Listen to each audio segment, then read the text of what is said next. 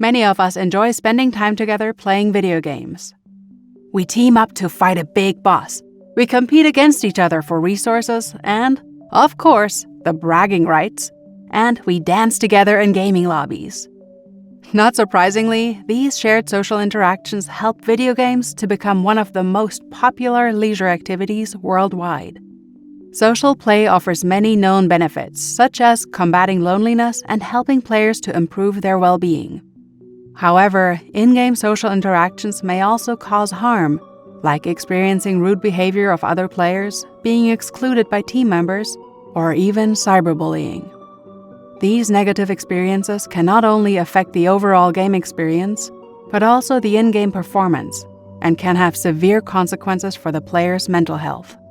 On the other side, game companies are also affected, because harmful social interactions in-game may cause players to abandon the harmful game in order to find a more benevolent gaming community. Researchers as well as game designers have been looking to understand the origins of such harmful social behavior in online games and have examined personality traits which may be linked to specific harmful in-game behavior.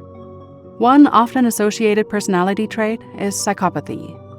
In the context of digital games, it may be possible that personal character traits, such as psychopathy, may manifest in in-game behaviors that may be considered harmful or toxic by other players, such as the usage of toxic language or the violation of personal space and in-game etiquette. Yet, it's not clear whether these personality traits manifest in-game.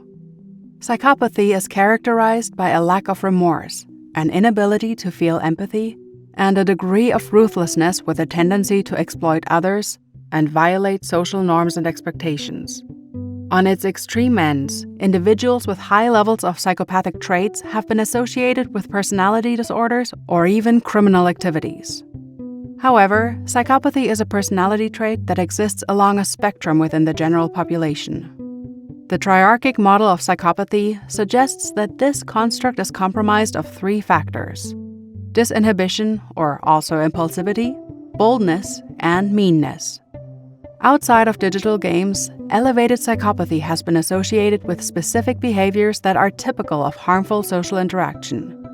For example, psychopathy has been associated with elevated retaliation for perceived provocation, more usage of swearing, harassment, trolling within the context of online dating.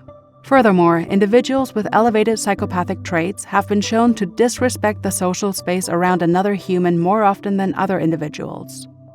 So, can these behaviors also manifest in-game? Prior research shows, for example, that players carry their beliefs, personality, motives, and even their level of self-esteem into their gaming behavior. However, there are also reasons to believe that psychopathic traits may not manifest in games. Games allow their players to enact different roles in-game, which do not match their personality in the real world. Furthermore, individuals with elevated psychopathy traits often present themselves as charming to others. Their in-game responses may also follow this pattern. Overall, only little work has investigated links between psychopathy and gaming, which focused on elevated interest in violent game content and not on behaviors that manifest during gaming. Therefore, in this paper, we investigate how psychopathic personality traits manifest in social interactions within digital games and conducted an online experiment. For this paper, we focused on the following three aspects of the in-game behavior which may be biased through psychopathic traits: the perception of emotion, the way we communicate with other players, and the in-game movement behavior. In our experiment, we asked participants to fulfill a gaming task. First, we asked participants to create their own avatar to increase their social presence in-game. After that, the game started. In the game, players had to find a team in a skyscraper where two elevators led to different levels in the building. After the tutorial finished, an NPC was present. This NPC showed either a friendly and inviting gesture with a friendly message to the player, or a threatening gesture combined with a rude message. Next, the player was instructed to approach the NPC and stop at a comfortable distance to the NPC. Once players confirmed this distance, a conversation with the NPC started. In the conversation, players had to ask the NPC which elevator they should take in order to find the team they were looking for. The NPC either responded in a friendly manner or insulted the player once again and then named the floor number for the team.